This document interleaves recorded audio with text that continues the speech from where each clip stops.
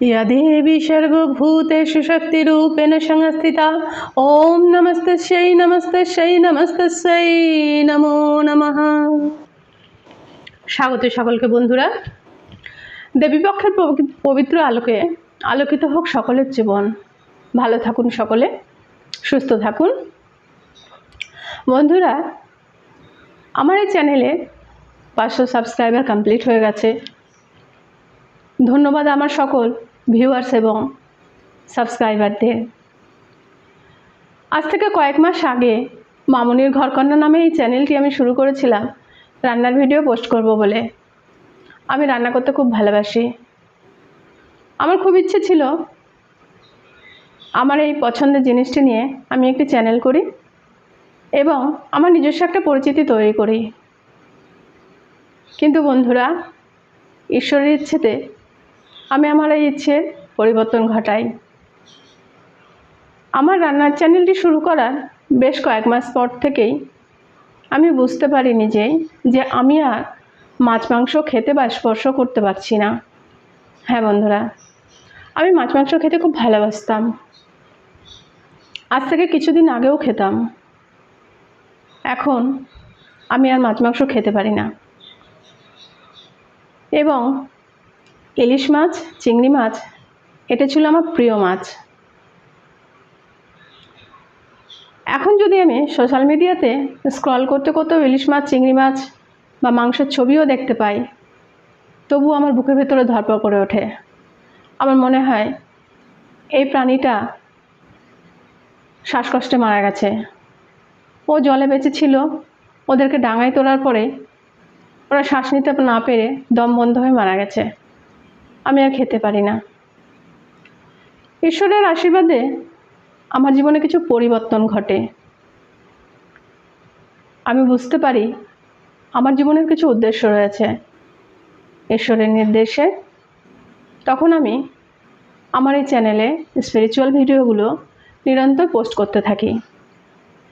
বন্ধুরা, জীবনের কিছু ঘটনায় যন্ত্রণাকাতর হয়ে আমি একটা সময় ঈশ্বরের কাছে মুক্তির রাস্তা চেয়েছিলাম।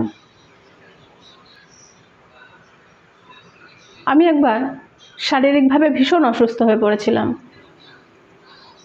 আমি যে জীবনে উঠে দাঁড়াবো, আমি যে সুস্থ স্বাভাবিক জীবন যাপন করতে পারবো, এই আশা আমি ছেড়ে দিয়েছিলাম। তার কিছুদিন পরেই আমি ঈশ্বরের কাছ থেকে মুক্তির রাস্তা পাই। আমি নিরন্তর ঈশ্বরের সাধনা করতে থাকি এবং আমি ঈশ্বরের কাছ থেকে নির্দেশ পাই যে পথ আমি পেয়েছি, যে আদেশ আমি পেয়েছি, তা যেন আমি সংসারের প্রত্যেকটি মানুষকে জানাই। মানুষের মধ্যে চেতনা নিয়ে আসার জন্য, ঈশ্বরের আলোক ছড়িয়ে দেবার জন্য একজন লাইট ওয়ার্কার হিসেবে কাজ করাই হয়তো আমার জীবনের উদ্দেশ্য। বন্ধুরা, তখন থেকে আমি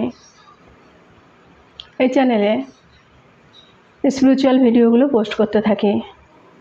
না বন্ধুরা, এখান থেকে আমি ইনকাম করতে পারবো বা পারবো না আমি জানি না। আমার ব্যক্তিগত জীবনে আমার ইনকামের পথ রয়েছে। আমার একটা ছোট্ট ব্যবসা রয়েছে,